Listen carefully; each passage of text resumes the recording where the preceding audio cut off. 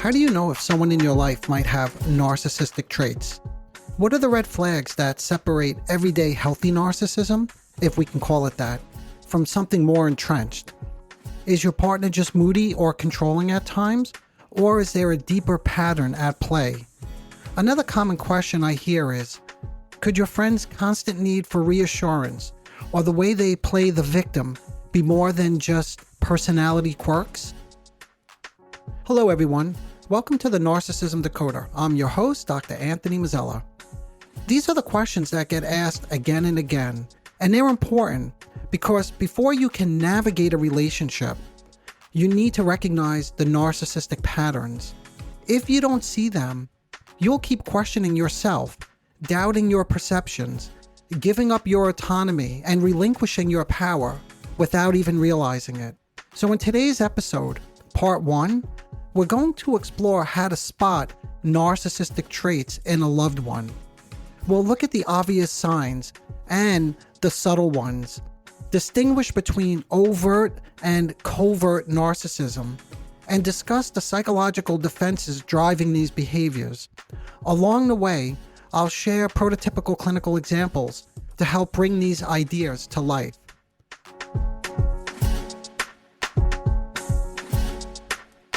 From a psychodynamic perspective, narcissism is best understood as a defensive structure, a set of strategies designed to protect a fragile and often fragmented sense of self. Another way of putting this is to say that narcissism is organized around one central goal: to repair or bolster a shaky sense of self-esteem.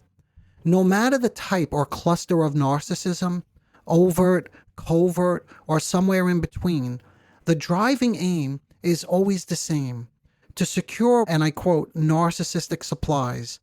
These supplies can take many forms: admiration, attention, validation, special treatment, even control, or inducing fear in you. This is the fuel that temporarily stabilizes the fragile self underneath and also stabilizes the self-esteem. Overt narcissists often seek these supplies through dominance, achievement, or recognition, while covert narcissists may pursue them in a more subtle way through victimhood, guilt-tripping, or quietly demanding reassurance. But the main goal is always the same: to repair their sense of self by pulling in what they cannot sustain on their own. This is why, when you're trying to recognize narcissism, it helps to look not only at the surface behaviors, but at what those behaviors are designed to achieve. Are they demanding admiration? Are they fishing for reassurance? Are they creating conflict just to regain control? Each of these strategies is simply a different way of securing supply. Again, the strategy that's used really depends on the cluster or type of narcissistic presentation. That's important to keep in mind because it changes the way we recognize narcissistic traits. Narcissism is not just arrogance, manipulation, or entitlement. Those are the manifest behaviors. Beneath them is a self that feels deeply inadequate, dependent, or ashamed. And the narcissistic defenses are built to shield those feelings. In other words, to hide them, to patch them up.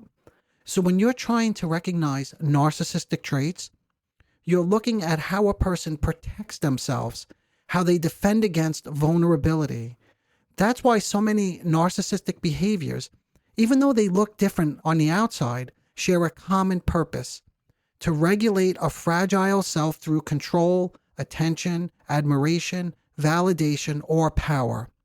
Let's start with the obvious, what people call overt. In my field, this is known as grandiose narcissism. Overt narcissistic traits are easy to spot because they look like what most people imagine when they hear the word narcissism: arrogance, grandiosity, entitlement, and the constant need for recognition. Someone might openly brag about accomplishments, dismiss the opinions or needs of others, or expect special treatment wherever they go. While dismissing others' needs also appears in covert narcissism, overt narcissists tend to do it more directly and openly, leaving little doubt about their stance. Red flags in overt narcissism often include dominating conversations and steering them back to themselves, becoming irritated or dismissive when they aren't the center of attention, belittling others through criticism, sarcasm, jokes, right? Or outright insults, showing a lack of empathy, for example, reacting with annoyance instead of support when you're struggling. But the overt or grandiose traits are only part of the picture. I often tell people that the grandiose structure, the very thing that holds these people together, isn't just about big gestures or flashy, and I quote, look at me behaviors. It also contains a more vulnerable, subtle side, which is where we enter the realm of covert narcissism. Covert narcissism can be much harder to recognize because it often hides behind sensitivity, selflessness, or even victimhood. Instead of openly boasting, the covert narcissist may appear humble, but frequently positions themselves as misunderstood, overlooked, or mistreated in some way. They may constantly emphasize how much they do for others, while quietly resenting that they're not appreciated enough. Subtle red flags in covert narcissism can include guilt-tripping or shaming you when you assert your independence. If you want to learn more about this, check out my recent 2-part series specifically on covert narcissism and a mother's reaction to the news of her child going off to college. So back to the red flags. Responding to your success with envy or backhanded compliments, which is also, by the way, a manifestation of envy. Playing the victim to make you feel responsible for their feelings. For instance, what do you mean you're going out with your friends? We always eat dinner together on Fridays. Who am I going to eat with? Oh, I guess I'll just eat alone. And finally, another red flag. Exercising control indirectly through silence, withdrawing, disappointment, or emotional manipulation. To pull an example from the 2-part series on covert narcissism that I just mentioned, one patient described her mother in this way. Anytime she shared good news, like getting into her college of choice, her mother immediately became critical of the school, questioning, why would you want to go there? They don't even have a good athletic department, or something along those lines. I don't understand why you need to go so far away, her mother would say, leaving my patient feeling guilty instead of proud. Over time, my patient realized these reactions weren't really about her. They were about her mother's own fragile self. They were about envy and a need to maintain dependence.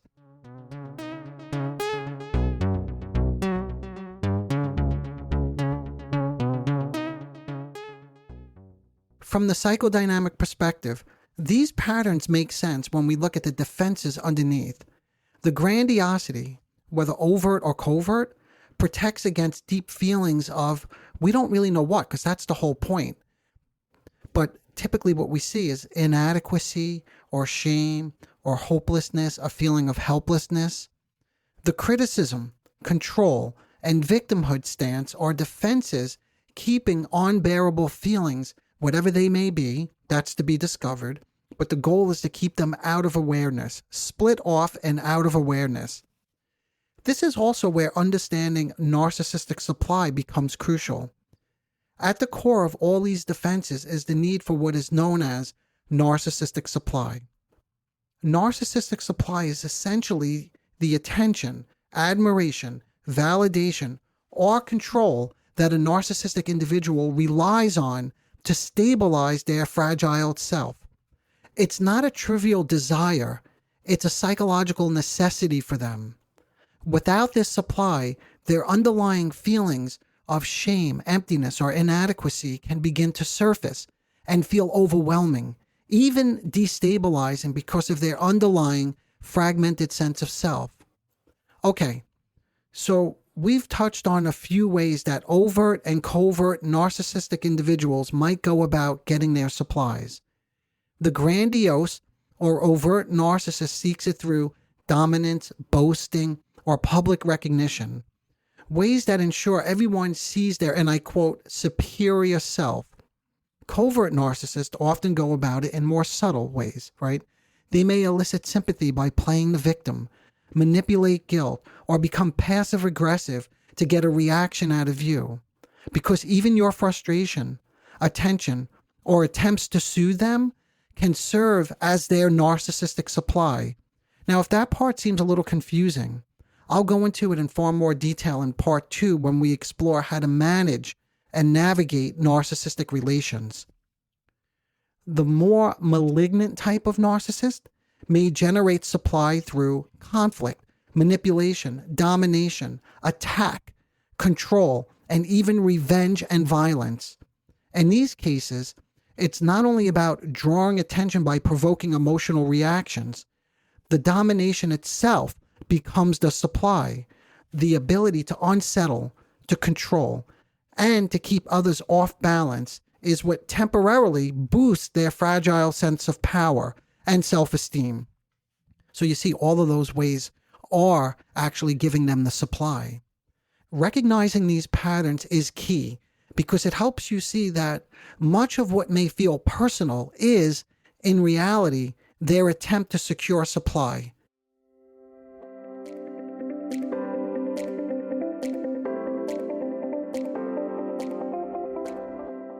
Next, let's talk about how these patterns affect you in a relationship. Why focus on you, you may now be asking? Because the impact on you is often the clearest way to identify what's happening. Recognizing how you feel isn't just about your own well-being, it's actually part of how you can spot narcissistic defenses at play. Often, the most clarifying part isn't just what the narcissist does, but how it leaves you feeling. What I think is most important is this. One of the clearest signs you may be in a narcissistic relationship is when you feel like you don't exist in that relationship. Not in the sense of being physically invisible, but emotionally and psychologically, you feel like your needs, your thoughts, even your presence are ignored, unless of course they serve the narcissist's purpose. You might find yourself shrinking, censoring what you say, withholding your feelings, or asking yourself if anything that you accomplish will ever actually be seen or matter. That feeling isn't just painful, it's a strong indicator that you are with someone who is unable or unwilling to recognize you as a separate person with your own thoughts, feelings, and needs and accomplishments. Instead, they relate to you only as what we call, again in my field, a narcissistic extension or a self-object, right? So you become an extension of themselves, just meaning that you are there to regulate their self-esteem, meet their emotional needs, and reflect back the image that they want to see. When the other person cannot see you as separate, as a self with worth, that reveals a core narcissistic defense at work. Your energy may go toward managing their emotions rather than living your own life. This, I have heard from many patients, may leave you feeling constantly, and I quote, tired, or, and again I quote, drained. If you're with someone who's exhibiting more of the covert narcissistic traits that we reviewed earlier, you may leave interactions feeling guilty, small, or, and I'm quoting here, unmanned. Someone even said castrated, right? That all their power gets taken away. Or you may leave interactions feeling uncertain. These are often the clearest indicators that narcissistic defenses are at play. Projection is another key defense to understand. A narcissist may push unwanted feelings onto you, accusing you of selfishness when they are really overly concerned or only concerned about their own agenda. See, that's the projection. So the selfishness in them, this is how we describe it, gets split off, which means they're not aware of it, and projected onto you. And if you don't see this, you may start to internalize these projections, slipping into the roles they unconsciously assign to you, that you become the fixer or the one who's always there just to admire them, or you become the guilty one. You become the incapable one. Again, it depends on the type or cluster of narcissism that we're discussing in terms of what's going to get projected. Remember, there are different types or presentations, that predominate like narcissism. I'll say much more about these projections and what we call enactments. That's when you step into it inadvertently. I'll go into that in more detail in part 2 when we explore how to navigate a relationship with someone like this. Now, let's briefly touch on psychodynamic theory, not to get too heavy, but to give some context. Covert, a renowned psychoanalyst, talked about how we all need mirroring and idealizing to build a solid sense of self. When those needs aren't met, later in life, narcissistic patterns can form, leaving someone searching for substitutes. This is what we referred to earlier, and I quote, narcissistic supplies, the admiration, attention, or control that temporarily fills in those gaps. Sometimes supply looks like you constantly cheering them on, being their biggest fan, or centering all your energy around their needs. So again, the point here, and really the point of this whole episode, is that what may look like random or hurtful behavior is really part of a psychic structure that holds them together.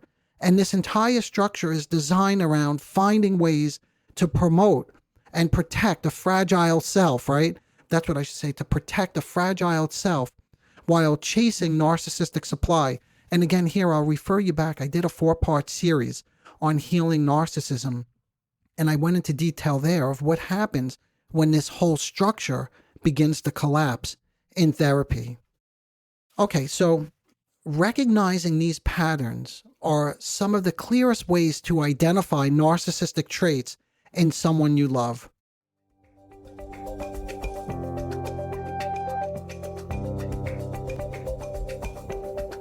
There's still so much more to say about recognizing narcissistic traits in a loved one, but one more thought about red flags. I hope as you're listening to this, you can now see them in a new light. Perhaps you can ask yourself, in this moment, is your partner or a loved one trying to get something from me? That's the central question. Some common ways to think about this question include, but are not limited to, are they constantly seeking validation, needing you to agree, praise, or reassure them? Are they dismissing or making you doubt your perceptions so they appear to be always correct? In other words, you're always wrong and they're always correct. Is there criticism and blame, positioning themselves as, and I quote here, always right? And again, you're always messing up. You're always doing something wrong or responsible when things go, and I quote, wrong. So there it is, the split, that they're always right and you're always wrong. Is there emotional manipulation? Think again here about covert narcissism, where you may feel constantly bad. I'm quoting, like you're the bad one, you're the guilty one, or you walk away feeling a deep sense of shame. And finally, do they try to control you through getting a reaction out of you? In other words, do they create situations that elicit your attention or your worry or your compliance? Each of these is a way to secure narcissistic supply, and each leaves you vulnerable if you don't recognize these red flags.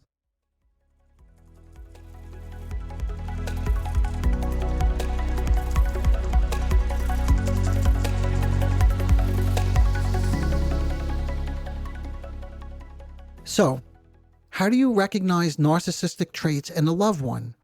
You pay attention to the red flags, both overt and covert. You notice how you feel, non-existent, drained, confused, guilty, or diminished. You try to understand that beneath the arrogance or manipulation is a fragile self that relies on narcissistic supply to stay steady. And you start to see behaviors not as truths about you, but as reflections of the person's internal struggles and defenses. So in other words, that it's not always about you, but can also be something about them. Once you can recognize these patterns, you're no longer trapped in the confusion. And this sets the stage for part 2. Once you've recognized these traits and red flags, the next question is, What do you do with them? How do you navigate a narcissistic relationship without losing yourself? How do you come to exist in this type of relationship? That's exactly where we'll pick up in part 2. If this spoke to you and you're curious to learn more about all issues related to narcissism, please support the show by subscribing so you don't miss what's coming next. And even more importantly, take a moment to leave a review. Reviews make the podcast easier for others to find, which helps the show grow. The more the show grows, the more I can invest in creating thoughtful content that supports you in understanding and navigating your experiences with narcissism. Okay, thanks for being here with me. I'm grateful we got to explore this one together. Until next time, take care of yourself. Bye for now. Disclaimer alert. The Narcissism Decoder podcast is provided for general information purposes only. The content presented in this podcast is not intended to diagnose, treat, or cure any psychological condition related to narcissism. The content on this podcast should not be considered a substitute for professional medical advice, diagnosis, or treatment. For specific advice pertaining to narcissism or any other psychological condition, you could reach me directly. I am an experienced mental health practitioner who is always taking on new patients. If you would just like a consultation, I can do that too.